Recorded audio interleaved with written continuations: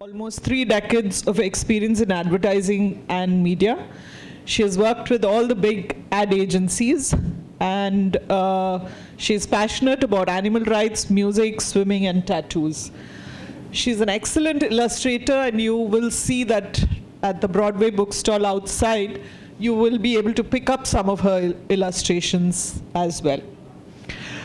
In conversation with her is Clyde D'Souza, the author of Sossegado and a podcaster. More about him, I'll ask him to introduce himself. The book will be released now or? Okay, then we'll just wait for the camera person.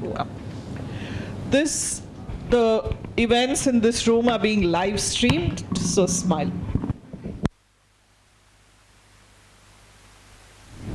Okay, thank you so much, Gautami. And just a quick introduction about myself. Firstly, I'm really glad to be here amongst all of you and happy to launch Bina's new book. So my name is Clyde D'Souza. I am the author of Sossegado, The Goan Art of Contentment.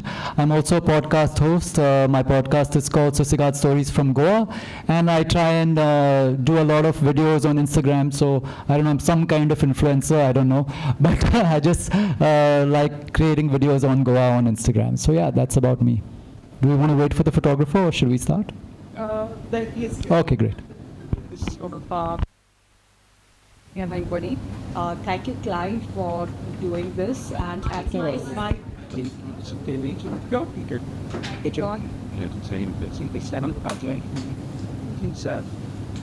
Hello? Check. He's still on. Sorry, man. That's me. So it's not okay.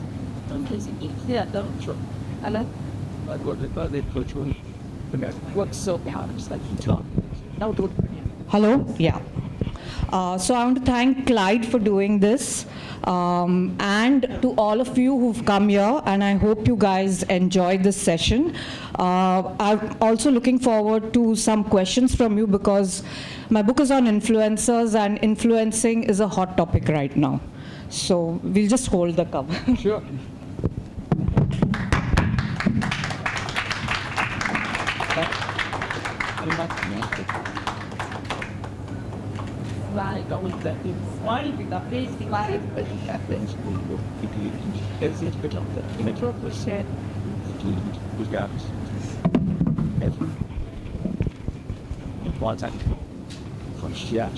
Yeah. Let's go. Okay, so now that I've introduced myself and Bina has introduced herself and we've launched the book, let's start with jumping into the introduction of our character. I'm just going to read a couple of lines, Bina. So the best thing about a book is the introduction, the first few opening lines, and Bina does a great job of it. She did it with Starfish Pickle as well, and this one does not disappoint. So this is it. She rides in the trajectory of a falling object, lost in the chatter inside her head. The object smashes her scooter's headlight, bounces off its front fender, and somersaults 5 times on the asphalt, like a decapitated head. Mother screeches to a halt, her heart pummeling inside her mouth. So yeah, I just love that opening scene, and I was like, okay, this book is going to be fun. So Bina, just tell us about your character and the book itself. How did you come about focusing on influencers? Yeah. So this starting scene is what happens on the Dear Zindagi Road. So little background, there is this tiny road in Parra which was used in a movie called Dear Zindagi. And at that time we were all very thrilled about it, to see it in the film. And in the beginning, immediately after the movie, there were all these tourists who would stop locals and ask, "Ye Dear Zindagi Road kahan hai?" And we used to be very proud of it. Yeah. But that trickle turned into a flood. Right. And I live very close to that place in Parra, and that road used to be my jogging track. And a lot of people would go for their morning walks and evening walks. And in COVID, there was this new breed of tourists that started coming, and they called themselves influencers. And they would just block this road, and there would be like minivans almost like a film shoot is happening. Various poses. Various poses, lying on the floor, I'm lying on the road. So that's why I start my thing with a coconut falling on an influencer's head. Because I'm like, maybe people should realize, like, you're hanging around near coconut trees, how many people die with a coconut falling on their head? So it's like a warning sign, basically. Lovely. Yeah, the other thing that kind of grabs your attention, of course, is the title of the book, which is the obvious play on Instagram, so Goagram. Yeah. So tell us a little bit about the title. How did you come about it? Yeah, the obvious thing is Instagram, but also gram means village, and Goa is actually a village. So, and another thing, my friend Sonia, who's here, she told me that gram is also the chana that we give out during feasts, so it works at different levels. Yeah, it's layered. The title is like Yeah, really yeah. layered. Yeah, I think a lot of people from Delhi, Goa, Gurugram and all that are going to really, yes. you know, like connect with the title So as where's well. this Goagram? Yeah. I hope that's the next question. Yeah, let's hope that it doesn't change the entire the name of Goa itself. Okay, so now the other thing about the book, of course, is one of the scenes in which the character goes to have roast omelette, and the owner of the roast omelette cart, he looks at her phone, he checks her out on Instagram, and he says, "So many Delhi videos mure," right? Yeah. And I remember one of my aunts, whenever she sees people taking selfies, wherever, instead of saying Saiba Bogos, she says selfie Bogos. Okay, so now, what's your take on influencers through your book, and do you find them annoying, or do you find like it's like a double-edged sword? I started out getting annoyed. I mean, I kind of tell everybody that, I wrote this book in anger, but it ended in understanding. Because let's face it, I mean, we as in the middle-aged people in this room, we are the ones who unleashed the monster of social media. We were the first adopters. And most of the influencers today were either babies or not even born in 2007 when Facebook started. And I just asked myself, I kind of look back to my own posts on Facebook in the early days, and to anybody it would seem like I was showing off, Right. just photographing things around me, my house, my drawings, sometimes the things my dog used to do, my daughter's accomplishments. It was a way of showing off, and it's part of human nature to show off. How we do it and at what levels differs from person to person, but we are always putting out something there. And I feel that the influencers are only copying the elders, like whatever we have done as right now the middle-aged people here. We started this problem, so now we are just sowing the seeds of what... It's all our fault. Reaping what we sowed, actually. So, yeah, I mean, when I realized this, I felt like it should be a more gentler look at influencing and understanding what drives them to do this. Right. I remember one of the scenes in the book, it's also vivid. So Maddie, as you call her mother, she goes to Vagator, and she wants to take this perfect Instagram photograph that will, get her followers up by hundreds and thousands of people and multiple likes and all of that. So, and I think you approach that topic very well, where she does something which is not really sensitive to, to the culture. But as Goans, being Goans, they're kind of very accepting, cooperating, and these fisher folk come and help her. Yeah. Right? Yeah. So anything about that? I don't want to give away too many things, but basically what there's this she goes to Vagator, and there's this Shiva head, which is everybody's favorite selfie point, and people do all kinds of weird things there. And because I feel this is Goa and Goans are very accommodating, nobody said anything. But if it were in the north, and if there was a woman wearing a bikini doing anything to do with a Shiva head, it would be off with your head. So so there's that bit in the book, and then you can see how when she becomes famous, that same post causes a problem. When a wider audience gets to see it, she gets into a problem. So that's just one of the things I've dealt with. Yeah. The other thing that I found very interesting in the book is, of course, the use of language, right? And yes, there is Konkani, but very interestingly, there's also a bit of Hindi, and especially the Delhi style of Hindi. So I think one of the terms that I never thought I'd ever read is obrigado ji, and that's what Bina has done in the book. Yeah. So how do you incorporate language and terms and idioms into your books?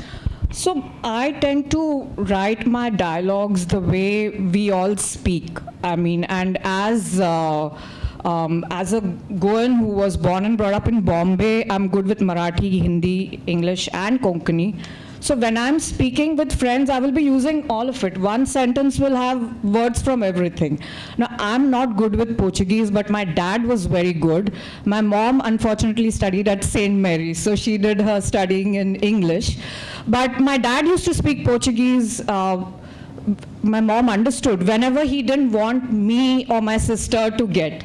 So when they would be scolding or discussing our marks, they would be speaking in Portuguese. So I've put a little bit of Portuguese in the thing because she stays with a landlady who is of the older generation, and she still speaks a bit of Portuguese. Right, yeah, it's beautiful. I mean, you have to read the book to check out the way that Bina has integrated various terms, and especially the language and the style that today's kids and youth talk, especially the ones from Delhi, I guess. Yeah, I guess. Yeah, coming to again the character, Maddie, right? A lot of your characters, even in the first book and now especially in this book, they're always independent, fun, fearless, and that's the trajectory that we see, and they go through this arc, right? So you want to tell us a little bit about this character, Maddie?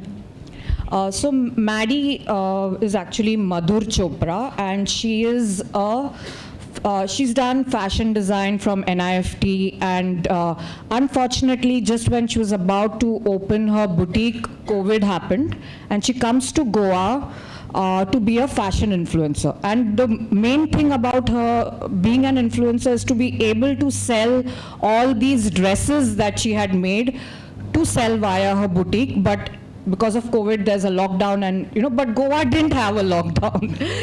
As if Goa existed on some other planet, everybody came here and without masks. Yeah. So she goes around being a fashion influencer and a travel influencer, and the main purpose of influencing is to be able to sell her clothes. And then like the kind of sticky situations she gets into and how she gets out of it, and I don't want to give away everything. Buy the book. Read the book.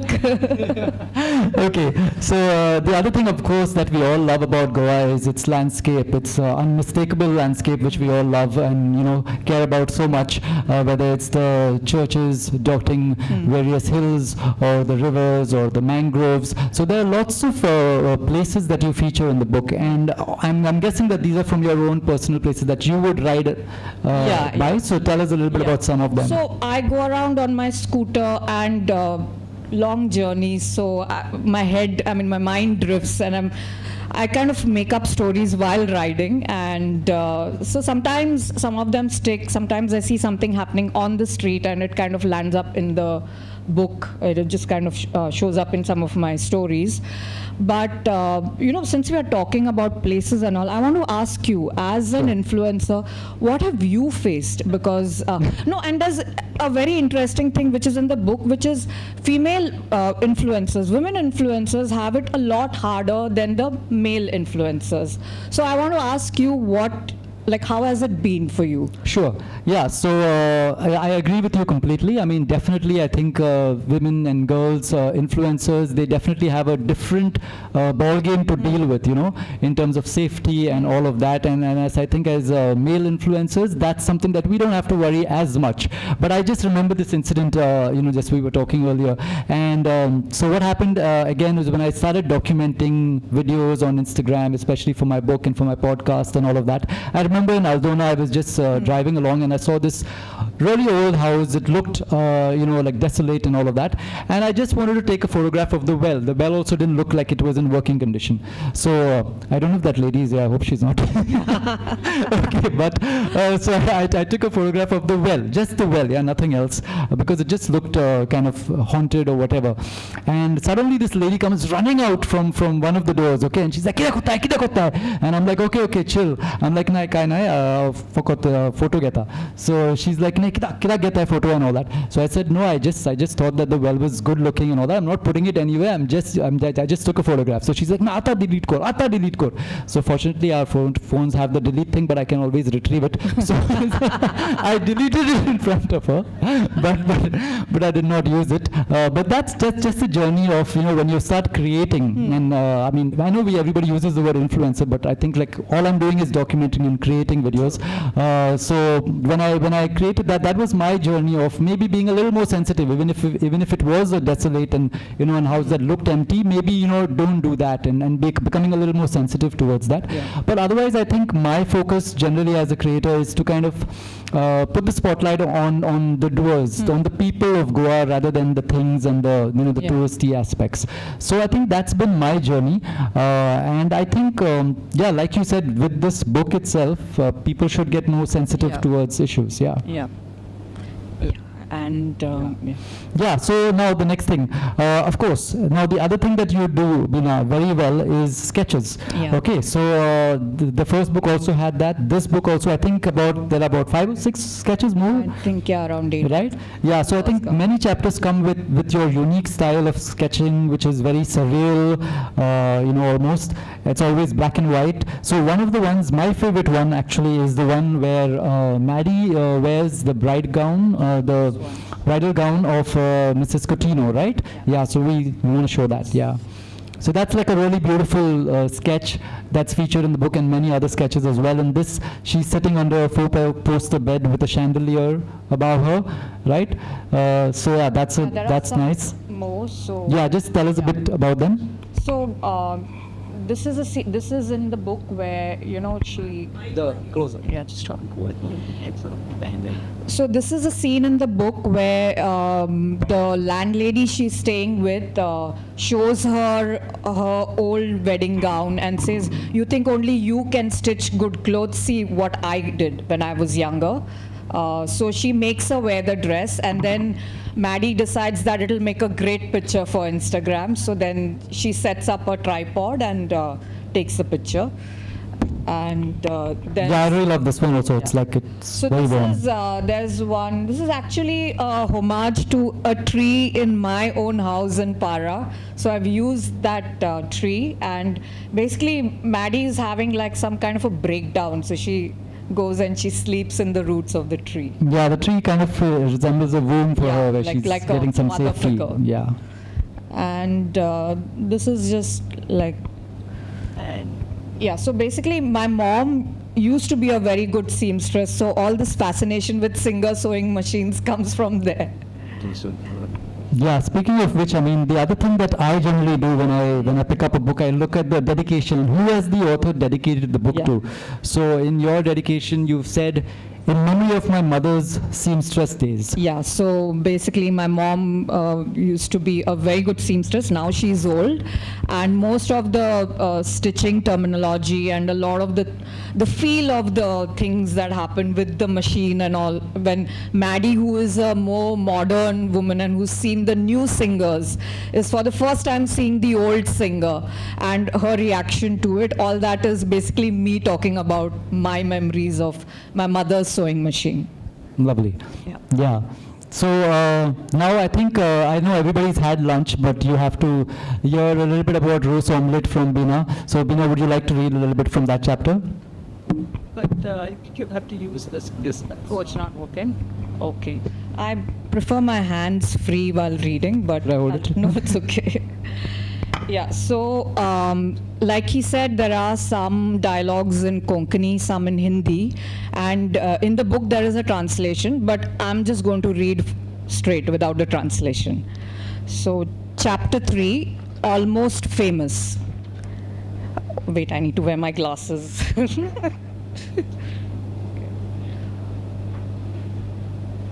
Yeah.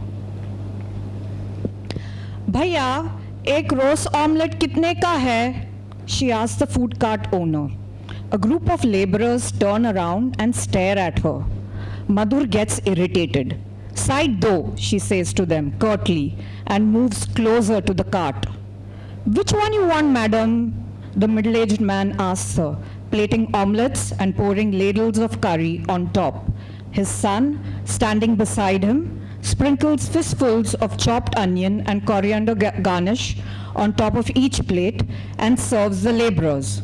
We have chicken roast omelette, fish roast omelette, mutton roast omelette, chicken liver roll and shawarma. She peers inside 3 earthen pots containing curries in 3 different colors: mustard yellow, dark brown and orangish red. They smell different too. It's time for her sales pitch. Omelette wale bhaiya, my name is Madhur. I'm a famous fashion influencer and travel blogger. He interrupts her. I'm Peter. Don't call me omelette wale bhaiya. Sorry bhaiya, I mean Peter. So जैसे मैं बोल रही थी, I want to shoot a video of your roast omelette stall for my Instagram and YouTube channels. I have 50,000 followers. Your stall will become famous. He ponders over her spiel, flipping 4 omelettes on a large skillet and wiping his sweaty brow with his free hand. His son whispers something. Peter shushes him. Means you'll put video on internet? He asks Madhur. Yes, she says triumphantly, relieved that he comprehends her proposal. His son, meanwhile, pulls out an iPhone from his trouser pocket. What's your channel called? I have 2 channels, Maddie Vlogs from Goa and Mad Fashions, she says and waits as he scrolls. Sogre Delhi videos mare. Only 5 from Goa, he says to his dad. Useless. Useless? Madhur asks angrily. I just came here a week ago. I'll make more videos, just wait and see. Then you'll feel bad you didn't get a video on Maddie Vlogs from Goa. Peter scolds his son and looking apologetically at Madhur, he asks, why you will put my video on internet? What you want? Before she can respond, he says, I give no money, okay? Madhur swallows hard. Okay, Peter, for you, no money. I will shoot a video of you making the dishes, then I'll interview you and I'll eat every dish. Madam, looking at your size only, I'm telling you, you will not finish even 1 roast omelette. Forget roll and shawarma. I will taste little by little and take the rest home. Okay then, rupees 350 for 5 items. No, bhaiya, aap samjhe nahi. Sorry, Peter, you give free because I'm putting video on internet. She points to her phone screen. Then my followers will come and eat here. 50,000 people? He asks. Not that many, but 500 for sure. Tomorrow? No, slowly, over a month. Heh, I get more than that every week, he tells her. I close shop now. You buy or not? Peter bhaiya, please, Peter bhaiya. दी रहता का भीक मागूं येता ही कलावंता खोय सकून दोन जाणा. Peter starts shouting. His son starts packing rolls and omelettes on the double, while Madhur cowers, wondering if she should run again. Take. The son hands her a largish parcel. Interview? She asks. Ghara what's? Go home, shouts Peter. A terrified Madhur slings the parcel on a scooter's handlebar and zips away. Lovely. By the way, Peter, the roast omelette guy is outside. Okay, so yeah, that was lovely, and like we said, it really brings out the character, the language, everything about Goa. So yeah, that was wonderful. One more thing now, the last question that I have is that, you said in the beginning that the book was born out of anger, but now you hope that it ends in understanding. So what do you think is the takeaway that readers should get from this book? Hello? Yeah. So I think we should be a little kinder to influencers. First of all, I think we should understand what is influencing. A lot of people don't understand it. It's here to stay, it's not going away. There was a time when, we probably realized that because we were in the media, the models, film stars, your cricketers, they were the influencers. Except we would call them endorsements and they would get paid for it. But currently we are all living in this gig economy, so everybody feels that they can make money on their own and they do not have to be part of any organization. So it's like everybody is an entrepreneur. Everybody wants to monetize everything they own, whether it is, and we in Goa are used to this, like giving out the entire house to tourists while, we live in one room. Now people are... Airbnb is taking the idea from Goa, I'd say. So, as we go forward, I feel since we've unleashed this beast, we can contain it. And just telling them nicely not to do something if they're doing something wrong, just explaining it to them. Sometimes when people from other parts of India come to Goa and they don't understand the culture, it's our job to tell them about it. It's our job to tell them if they are doing anything wrong. For instance, what I used to do on that Deers in the Ghee road, I used to jog, so I used to photobomb a lot of influencers. And I would peek into their camera their mobile frames and tell them, their framing is not good. Try it this way. Nice. Do something different, or don't come in the middle of the road. Take it from here too. Get down in the field. Nobody wants to get down in the field. There are fields on both sides of the road. You'll get better angles from there. Correct. So if you just give them a little bit of advice, tell them what not to do, I'm sure they will listen instead of, kind of getting aggressive with them or sometimes physically violent, abusive. These are just kids who are trying hard to earn money, and we've made the world shitty for them, I feel, and now we need to help course correct, and we can help them get better. Yeah, let's hope that Goagram does that for sure. That's too big an ask. In a small way. Okay. Okay, so can you hear me? The mic is clear, right? Okay. So if there are any questions. Yeah, if you guys have any questions, then please feel free. Go on. It's too early. Can I? Yeah. Sure. Can you talk a little bit about how do you write Indeed. when you find the time? What pushes you? Time? I mean, the whole thing around Yeah. writing. So time, I hardly sleep. Okay. So how do I write? I mean, basically, see, it's usually something that kind of, it can be anger, it can be, like what really bothered me was, actually this book was written between 2 design assignments. So I was frustrated with the design assignments and I took a break by writing. And usually it's something that's happening in my life or in the surrounding that triggers an idea. And for me, that first scene is important. If I can get my first scene in the book, then the book writes itself. So just idly jogging on that road one day, I was like, why doesn't a coconut fall on that influencer? But unfortunately, the Parra Panchayat has cleared all the coconut trees. They kind of take them out so that no coconut falls on any influencer. Oh. So, yeah. Yeah, to add to that question, I just want to ask you as well, because I have when I write, I have like this particular time that I'll always write at, and it's generally in the morning, and a certain number of words. So do you follow any process like that? No, I don't write. I write any time. I'm not like a morning or night writer. I write whenever I get the time. But a lot of people have this funda of 500 words a day. I don't follow that. I sometimes do 20,000 words a day. If I'm like totally crazed, Wow. then there will be no eating, there will be no drinking, which is a good thing. Then there's no shitting also. So, no time wasting, just writing. Just writing.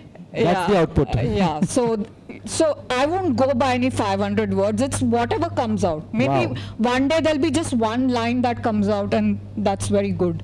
Okay. So Nice. Anyone else have any questions? yeah. Yeah. You want to? Not the good. Good. Which horse did? Yeah, Bina, Yeah.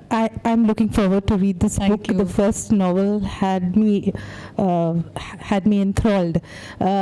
Being a fine arts person, you kind of embed your fine arts into this work. That's one thing I appreciate of you. And the second part is how far do you negotiate with fact and fiction in a work like this? There are so many things which are real and you bring it into a fictional world. Yeah. And the third is how do you look forward to take this into a movie? To make I it- don't think this is going to become a movie. Don't have any expectations. Just Go on. okay. Understand?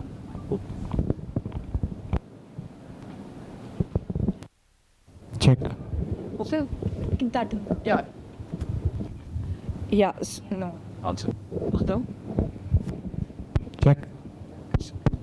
Yeah. It's working. It's okay. Hello? Yeah.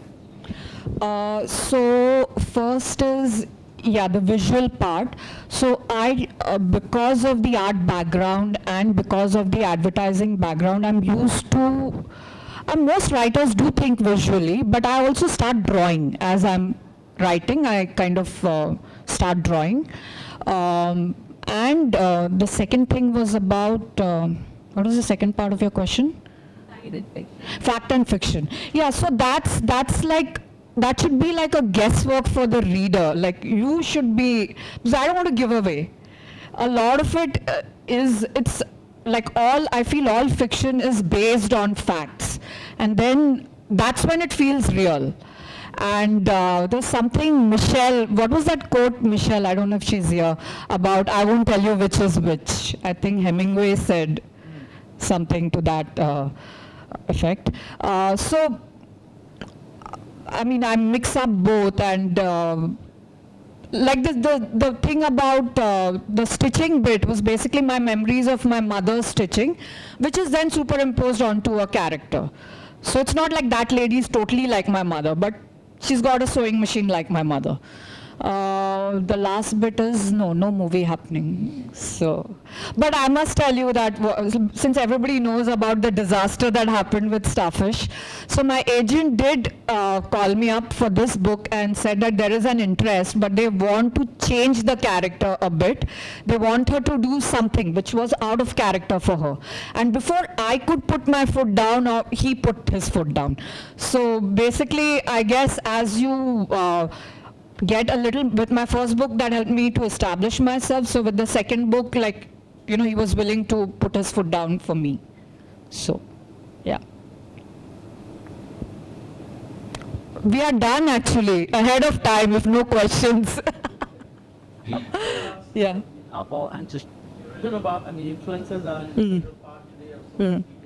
How do you think going forward social media also includes having itself? AI and all the things for people, craft, like the teaching. That is a totally different thing but that's separate. It's very different from, okay, what I will say is a lot of influencers are taking help from ChatGPT and your programs that help you write, because a lot of them are not good at writing. So suddenly I see posts from friends who cannot write to save, and they are writing some fantastic things, and these are just them putting up posts of holidays somewhere.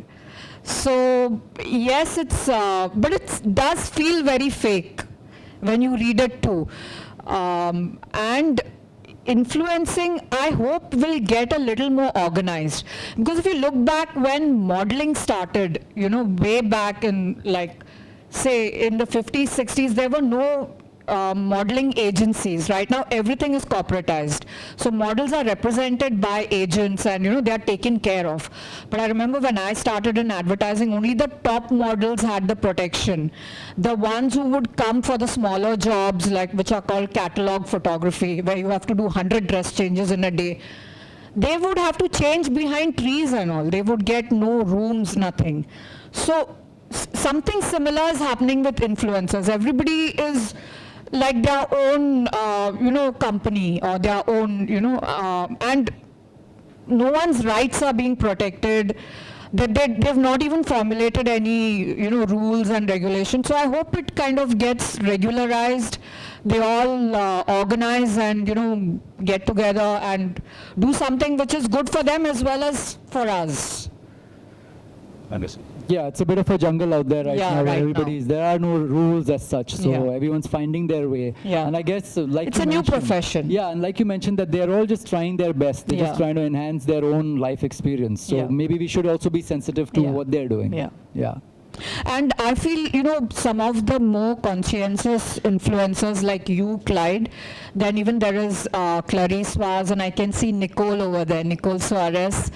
A lot of the Goan influencers I see are way more sensitized because I guess we're used to this place, and basically our culture is like that. I think that Right. also plays a big role.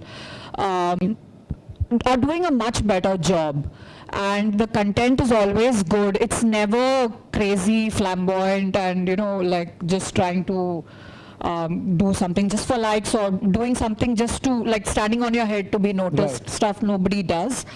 So I think a lot of influencers can learn from people like you, and do it the right way, because when it's done the right way, everybody looks forward to content from Exactly. you or from Clarice Vaz or from Nicole, who's won a lot of photography competitions for the pictures Right. that she takes. So yeah. Yeah, great. Okay, any more questions, or we'll close the session? Sure. Learning about I'm just understanding what influencer means. Do you think, Bina, that you're first an artist and a writer, and then somebody who will put videos and photography onto the internet? And do you feel that you're first a photographer and a video taker, and then a writer? I think that for a lot of us, they go together, because I'm from advertising, so I would do copy and art myself. Yes. So I don't think of them as two separate functions. They happen simultaneously in my head. So I cannot say, though I will say design pays more than writing, so I'm lucky that way. I don't have to depend on the writing. Yes, it does. So Yeah. So the way I would look at the question is that there are two aspects. Emotionally, we need to connect to an audience, and emotionally you can connect through various senses, the eyes or the ears. So there's audio, video, and of course the written word. So they all kind of touch your senses in different ways, but they all go together, like Yeah. Bina said. And if you can manage to do all three, then that's great. So that's how I look at it. Yeah. Okay, thank you. And another thing, like a lot of the influencers who started this thing, today they are getting into being filmmakers. So they are all going to graduate to something bigger. If we remember when call centers started, that was the big thing like 20 years ago. And now like at some point the kids realize that you can't just, survive with the money. You got to study further. You got to get a better job, because you can't go beyond a point in a call center. All those kids have now gone on and started their own things, or some of them have studied further. So I feel even influencers slowly will grow and get into something more. Like a lot of them have their own companies, and they give out, they do advertising for clients, and it goes beyond just like taking pictures of yourself. They then start promoting products and things. So then they become mini ad agencies, basically. Yeah. That's in the next book. No. Enough now. My Yeah, third book will okay. be on Bombay. Okay. All right. I think so. That's about it. Yeah. Yeah. Yeah. Thank you. We stuck to our time, no? Thank you. Thank you so much, Bina and Clyde. I'm glad there's another book coming. I'm a great fan of Bina's writing, so I look forward to reading this book. There's going to be a 5-minute break. Don't go away. There's going to be a lot more interesting book releases today. Another 3 to come. Thank you. Thank you.